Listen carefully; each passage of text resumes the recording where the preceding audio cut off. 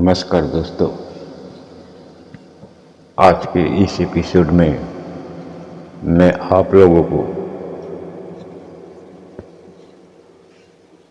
वास्तु के बारे में बहुत खास बातें बताने जा रहा हूँ। और वो खास बातें ये हैं कि प्राय हर घर में वास्तु दोष होता है, क्योंकि जब हम घर बनाते हैं तो हमें अच्छा वास्तुविज्ञ व्यक्ति नहीं मिलता है, या जगह की कमी होने के कारण या पैसे के अभाव के कारण हम वास्तु सम्मत घर निर्माण नहीं करवा पाते हैं, जिस कारण घर में वास्तु दोष रह जाता है। और दोस्तों, इन ग्रहों की वजह से उस घर में रहने वाले लोगों को विभिन्न प्रकार की समस्याओं से, दुख कष्टों से और दुर्घटनाओं से सामना करना पड़ता है। दोस्तों, अगर हम वास्तु दोष को दूर करने का प्रयास करते हैं तो हमें अवश्य शुभ मिलेंगे। दोस्तों, अब मैं आपको संक्षेप में बता रहा हूँ कि किस दिशा में दोष होने से क्या अशुभ फल मिलते हैं। दोस्तों,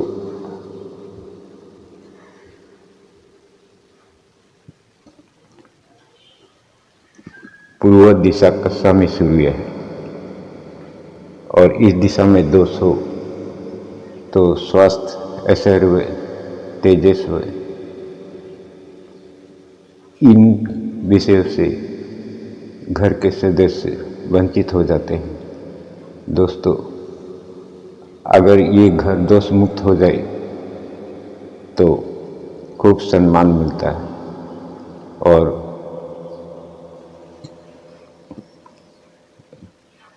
सफलता मिलती है।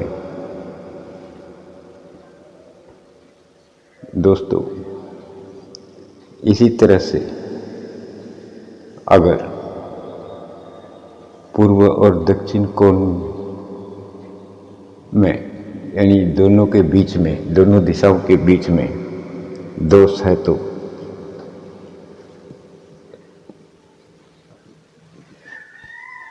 ऐसे घर के लोग ऐश्वर्य से पृथक हो जाते हैं। दोस्तों, इस दिशा में आंतरिक ऊर्जा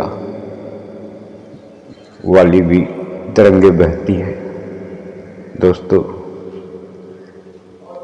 इस दिशा में रसोई, बिजली और बिजली के सामान और विद्युत केंद्र होना उचित रहता है। अगर ऐसा नहीं हो तो समझ ले आपके घर में वास्तु दोष जरूर है।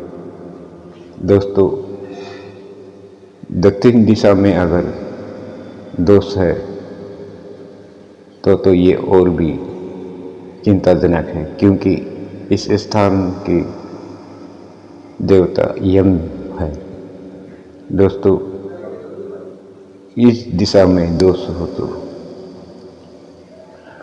इस घर के सदस्य कायर और धनाभाव से जूझते हैं। दोस्तों, अगर इस दिशा में किसी तरह से भी दोष मुक्त हो जाए तो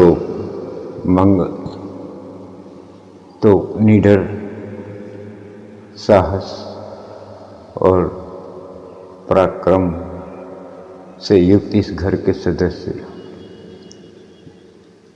प्रतिभाशाली होते हैं। दोस्तों, विधि, न्याय, मुकदमेबाजी, सुख और मृत्यु इसी दिशा से संबंधित है। दोस्तों, इस दिशा में अगर शयन कक्ष और भंडार गृह है तो शुभ है, अन्यथा समझ ले आपके घर में इस दिशा में दोष है। इसी तरह से दोस्तों, दक्षिण और पश्चिम का बीच का जो स्थान है उस स्थान का स्वामी राहु है। दोस्तों, इस दिशा में तामस शक्ति सर्वाधिक रहती है। दोस्तों, इसीलिए इस दिशा को भूल कर भी खाली नहीं छोड़ना चाहिए। दोस्तों, अगर ये दिशा भरी है और ऊंची है तो शुभ है, अन्यथा इस दिशा में दोष होता है। दोस्तों, इस दिशा में बेडरूम, ऑफिस, बाथरूम और स्टोर रूम हो तो शुभ रहता है। दोस्तों, पश्चिम दिशा में प्रसन्नता, सुख, शांति और लाभ का स्थान है। दोस्तों, इस दिशा के स्वामी शनिदेव है। दोस्तों, यही दिशा भाग्य, क्रम, पौरुष संबंधी कार्यों का कारक है। इस दिशा को हमेशा स्वस्थ रखना चाहिए। अगर इस दिशा में ड्राइंग रूम, बेडरूम, पुस्तकालय है तो बहुत शुभ है, अन्यथा ये दिशा दोषी है। दोस्तों, पश्चिम और उत्तर दिशा के बीच में जो स्थान है वह चंद्रमा का स्थान है। दोस्तों, यही स्थान शांत चित्त और भाग्य का अधिपति है। दोस्तों, मन, चित्तवृत्ति, शारीरिक और मानसिक शांति, संपत्ति और यही स्थान माता का कारक है। दोस्तों, यही स्थान वायु का स्थान है। दोस्तों, वायुदेव हमें शक्ति, प्राण, स्वास्थ्य प्रदान करते हैं। दोस्तों, सामाजिक जीवन और व्यापार पर इस स्थान का विशेष प्रभाव होता है। इस दिशा में भोजन कक्ष, अतिथि कक्ष, विवाह योग्य कन्याओं का कमरा और बिना टॉयलेट का बाथरूम होना शुभ रहता है। दोस्तों, उत्तर दिशा बुध की दिशा है। दोस्तों, यही स्थान देवता कुबेर का स्थान है। दोस्तों, बुध चातुर्य, विद्वता का प्रतिनिधि है।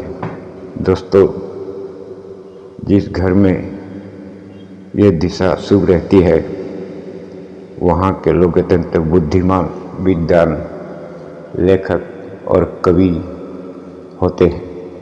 दोस्तों, यही स्थान संपन्नता, कैरियर का स्थान है। और दोस्तों, इस दिशा में अध्ययन कक्ष, तिजोरी और पुस्तकालय शुभ रहते हैं।